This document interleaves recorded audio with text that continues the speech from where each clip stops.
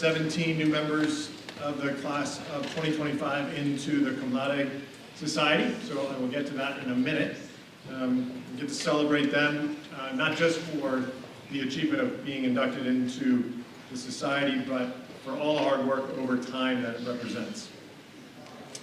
Recently, there was an interview with the novelist Zadie Smith about her newest book, The Fraud. And the interviewer asked Zadie Smith, how did writing these two characters make you think about your own blind spots, or make you think about the different ways of understanding the world? And she replied, I mean, it's two things. I've been in both classes. The novel depicts the aristocracy and people born into poverty, and she was born into poverty, lived in public housing, earned her way to Cambridge University, and has become a world-renowned, very successful in every respect novelist. So she said, I was born into one, and then my education and my job put me into another class. And she says, I guess the fundamental lesson of that kind of movement is that what we define as intelligence, we define it so partially. I am so aware, the novelist says, without trying to sound falsely humble, I am a complete idiot about so many things, and yet I have this particular intelligence in a very extremely, she says, a very extremely narrow area, which has allowed me to make the life that she's made. And she has made it, she's earned it. But if you ask me the most basic facts of the universe, there are just acres of ignorance in my life. No matter practical knowledge to do things with hands, to make things, or even how to run a group, how to speak to people, how to relate to others. It's endless, the things I am not good at. There are many, many contexts, she says, in the world that I can go into and be a true fool, truly lost. And that's important to know when you move through the world, Zadie Smith says. This thing you call intellect, this thing you value, this thing which may even be the basis of your kind of meritocratic existence, has limited use. And that there are many, many ways to be intelligent in this world. And she concludes, you know, I guess my ideal is that kind of Aristotelian idea that you have logic, you have pathos, and you have your will. And you have to combine these things every time you're moving through the world, every time you're making a decision, every time I'm writing something, I'm trying to balance the claims of those things. Sometimes the ethics of a situation are all that matters. Sometimes you have to cede to emotion, to pathos. And sometimes logic is what's required. But the tricky thing about life is there's no guidebook to exactly how those three things should be balanced. It's something you have to enact every day in your life. It's work.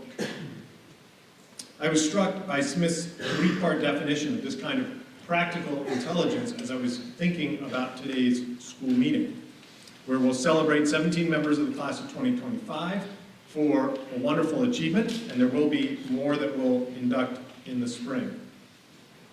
We will also honor people who've been recognized, students who've been recognized by the National Merit Honor Society, as well as the ranking scholars for each class. The Cum Laude Society recognizes, it says, academic achievement in secondary schools for the purpose of promoting excellence, justice, and honor.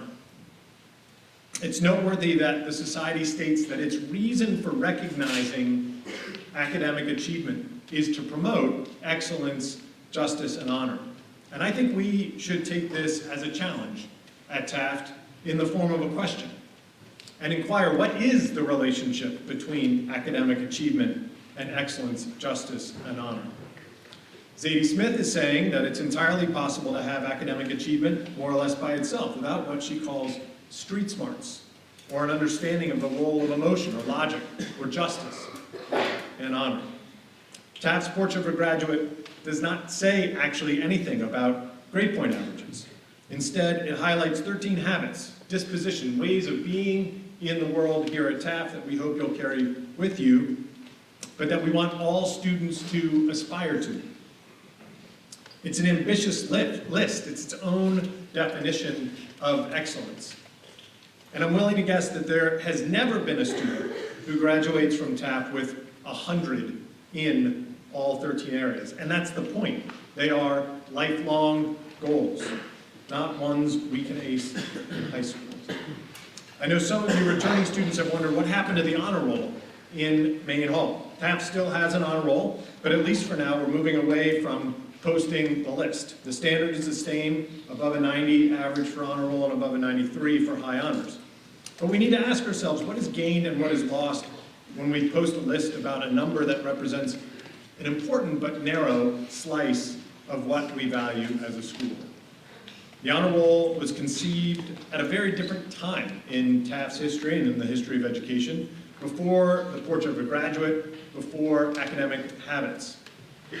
I hope everyone who has earned a place on the honor roll finds ways to celebrate that accomplishment with your family, with your advisor, with friends, because it does take hard work to get there, and we want to celebrate that.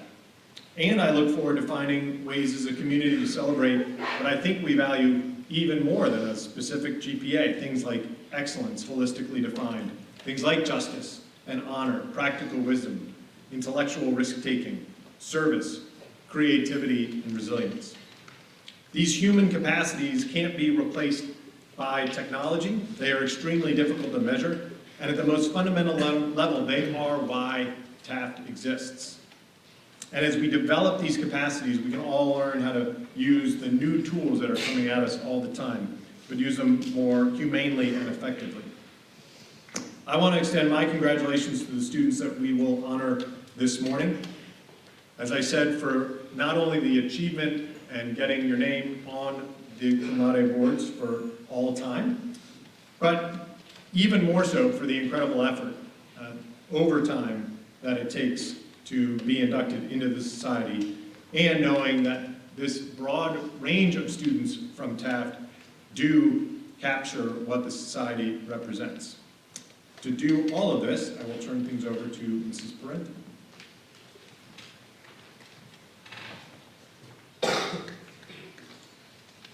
Good morning, everyone.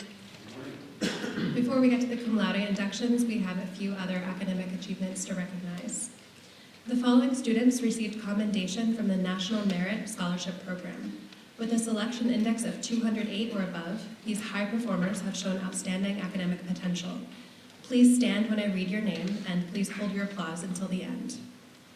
Benjamin Bazarian, Tate Chelaby, Madeline Shu, Christopher Josick, Quinn Leonard, Grace Cudine, Teresa Wong, Joseph Wong, and Michael Shu.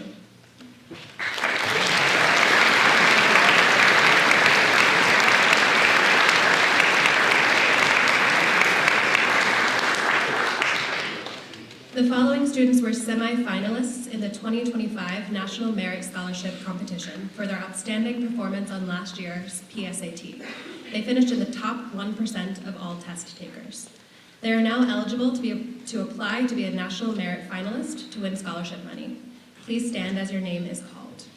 Fiona Chow, Kevin Jin, and Matthew Romero.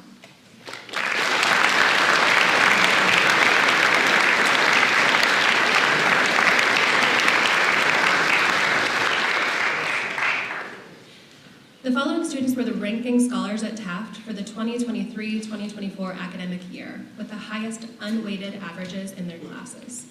Please stand when I call your name, and let's hold the applause to the end. For the class of 2027, Veronica Antov. For the class of 2026, Allison Palmer. And for the class of 2025, Natalie Sheka in absentia.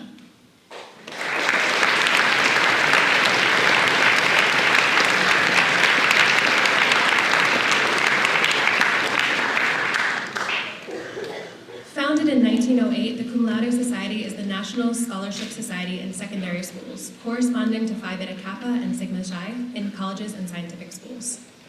A maximum of 20% of the senior class may be elected into membership in the Cum Laude Society. This morning, we will induct 17 members of the class of 2025 who merit inclusion into the society based on their academic records for both their middle and upper middle years. At this spring's graduation, this first group will be joined by other seniors whose selection will be based upon their records for their upper middle and senior years. The 17 students inducted this morning represent the top 10% of the class. Will those being inducted in the Cum Laude Society please come forward when I call your name? Paige Bannon.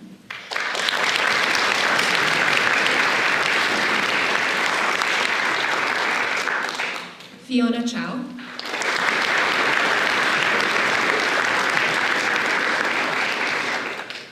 Madeline Shu.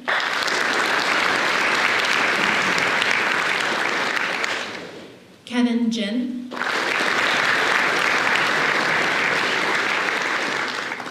Quinn Leonard.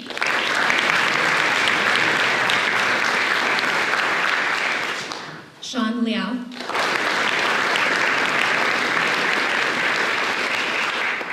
Brady Morris.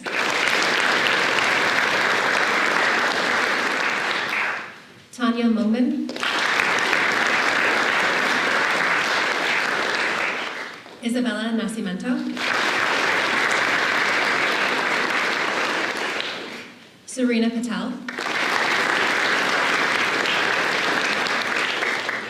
Oliver Pritchard.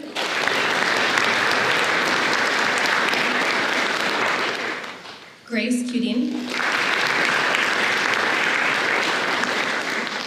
Matt Romero.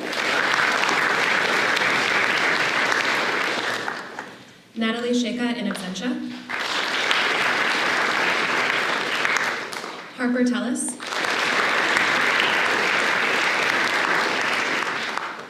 Rachel Turer.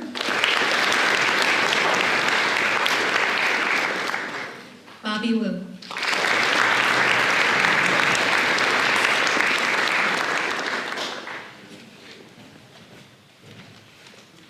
Thank you, Mrs. Parenti, and please join me in one last round of applause for these students and our.